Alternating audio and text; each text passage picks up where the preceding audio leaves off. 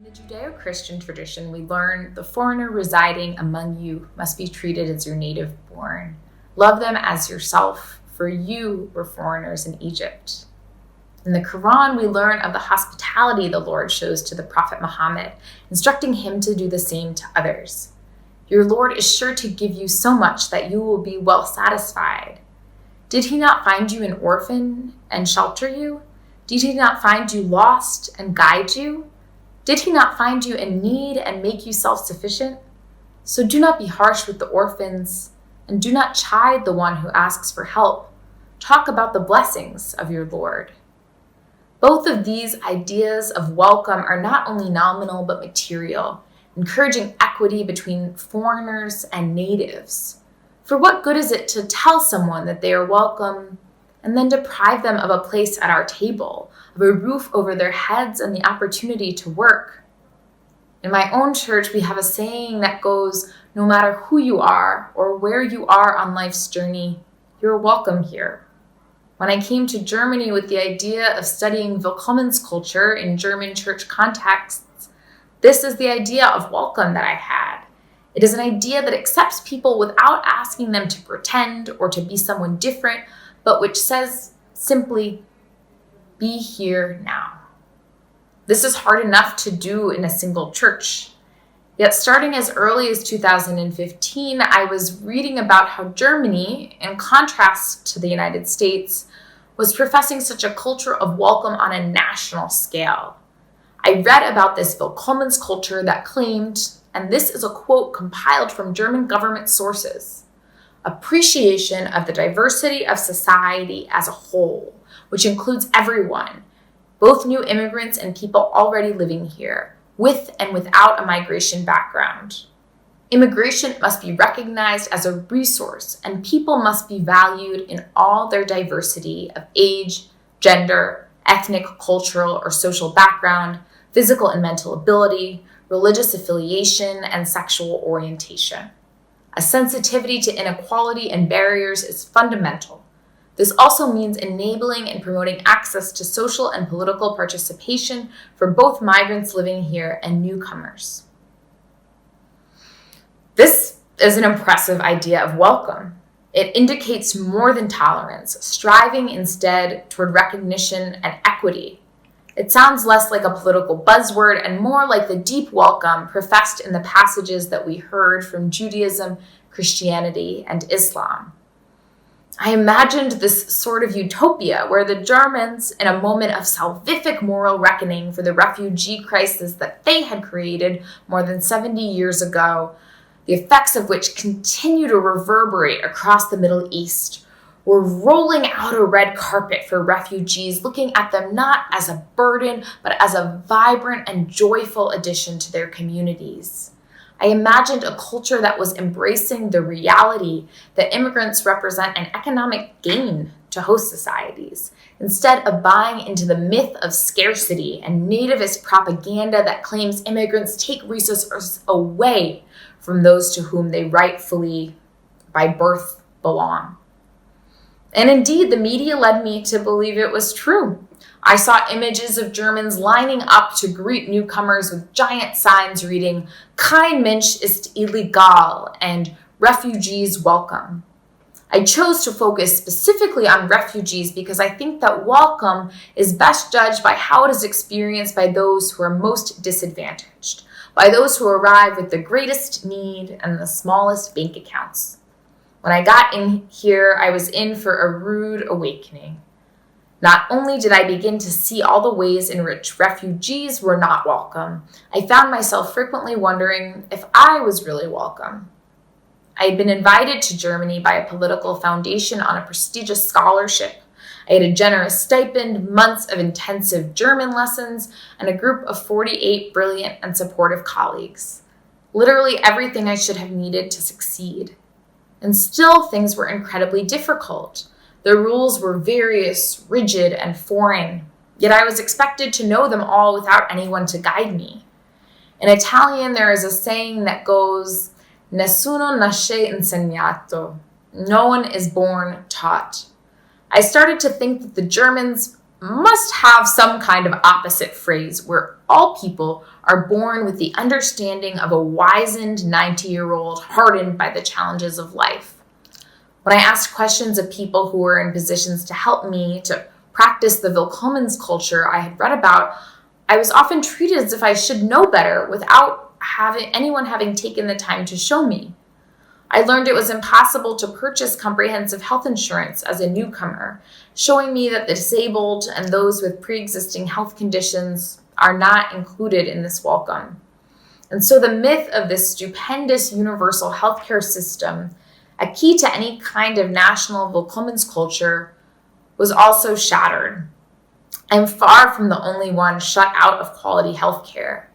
Most of the refugees I work with also do not have access to comprehensive care due to a rule that denies asylum seekers from anything other than urgent care during their first 15 months. It is a rule that is designed to prevent people from exploiting the German healthcare system, yet in practice it results in tremendous untold suffering and cost. Imagine arriving to Germany as a refugee, and a few weeks later you develop excruciating stomach pain. You go to the clinic at your camp and they send you away with Novalgine, the cheapest pain med on the block. Over time, the pain doesn't go away. It just gets worse. You go back to the clinic, you say that it's an emergency and you need to go to the hospital. They refuse to send you. You go back a few hours later, they do send you to the hospital, and the hospital sends you back to the camp without you ever being examined by a doctor. You call a local medical nonprofit, and they say that because you live in the camp, they can't do anything without permission from the state government. Someone sends a letter to the state government asking for permission for you to see a doctor who specializes in stomach problems. The government says no. They send another letter. The government says yes this time, but you have to wait several weeks for an appointment. By the time you actually get to the doctor, 4 months have passed. The doctor looks inside you and says, "My child, why did you wait so long?" He diagnoses you with a serious illness and prescribes medication. At the camp, they substitute what he prescribed for something cheaper. The pain keeps getting worse. You go back to the clinic every day and ask to see the doctor again. You aren't allowed to do so. Finally, one night, the pain is so intense that you think you are going to die. You beg the clinic doctor to send you to the hospital, and he accuses you of using illegal drugs. But at this point, you've learned how the system works. You pretend to lose consciousness because you know this is the only way you will get to the hospital. They send you. When you arrive, they find the lining of your appendix is covered in ulcers and that the entire organ is filled with blood and pus. It needs to be removed. If you had waited much longer, you would have died. One night after your operation, the patient in the bed next to yours makes a call to his wife. He informs her that he is sleeping next to a member of the Taliban and that if she doesn't hear from him the next day, she should call the police. A few days later, a nurse tells you that you should go back to where you came from. When you're finally released, you try to go back to the camp where you lived before your operation, and they don't let you in. They send you to a camp an hour away, and that camp doesn't let you in either. It is many days before the government gives you a new bed. When they finally do, you're placed in quarantine and denied access to the food you need in order to recover safely. I watched this story unfold for many months. I knew every second that it was wrong, yet there was nothing I could do to stop it. I don't mean to make it sound like no one cares or that the people who lined up to greet the trains 5 years ago have disappeared. The clergy and grassroots activists I work with spend countless hours fighting for better conditions for refugees. But what strikes me is how much of this time is spent fighting against the very state and institutions that claim to support the idea of Willkommenskultur in the first place. Every hour that such individuals have to spend fighting against their own government is one less hour that they can spend doing the deep and meaningful work of relationship, of getting to know the people who are arriving with the desire to become a part of German society. Every hour that such individuals spend fighting against their own government is one less hour that they can spend doing the deep and meaningful work of relationship. of getting to know the people who are arriving with the desire to become a part of German society. Indeed, it sometimes seems that the government has designed a system that deliberately enacts the opposite of welcome. Refugees are frequently moved from one location to another, meaning they might spend months developing relationships in one city only to be transferred, sometimes hours away, or deported in the blink of an eye. These conditions also impact the ability of communities like churches to practice welcome in the fullest sense of the word. When I visit church services in my community, I notice that it is very rare for someone to introduce themselves to me, even if I've been there multiple times. It is not that anyone is explicitly unfriendly, simply that there is no proactive welcome. The onus is on me to introduce myself. I wonder how much this has to do with the transient nature of foreigners in Germany, the expectation that an unfamiliar face who is here 1 week could and will be gone the next. When I talk to refugees about their experiences in German churches, many express a similar sense that they are tolerated more than welcome. They rarely describe it as a place where they can go to forge relationships. To be clear, I've never heard this from the pulpit. These are churches that preach an inclusive theology that is affirming of refugees. Yet the actual experiences within these churches seem so rarely to match. Why, I wonder? Other work done by the churches creates very different outcomes. Perhaps refugees don't feel universally welcome in Sunday service, yet they do in activities run by the churches that meet during the week. Despite these programs where refugees can learn German, study the Bible in the case of those who are Christian, or engage in discussion with German people, the refugees I speak to still report a sense of exclusion from German society. Maybe their language has improved, but they still can't call more than one German person a friend, if that.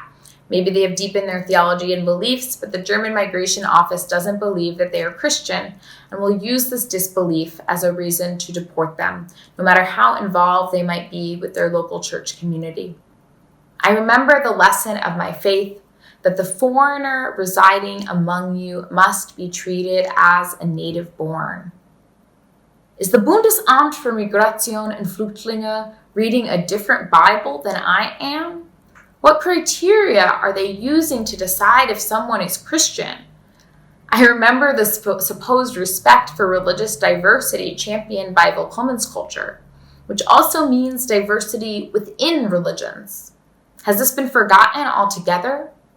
When the state refuses to enact policies that recognize the full humanity of all people, when it deports people based on racist judgments or spotty research, or denies visas to children who've been waiting months or years in crowded, unsafe camps, when it fails to provide high-quality language education to all asylum seekers, then the state can no longer pretend to be an arbiter of welcome. It has become an agent of exclusion. In the past year, I have seen tremendous work carried out by grassroots activists, churches, and communities to welcome refugees and other migrants. I've witnessed thousands of hours of unpaid labor, and I can only imagine the untold sleepless nights that people go through in efforts to make their nation a more humane and welcoming place. And it is never enough. So long as we continue voting for and financing governments that operate on the basis of exclusion and inequality, then we cannot truly say we are living justly or welcoming the foreigner. Until the volunteer work of language cafes and accompaniment is united with real policy that recognizes all people and our full humanity, then Willkommenskultur can only ever be propaganda, a story to help us sleep at night when the truth is too hard to bear.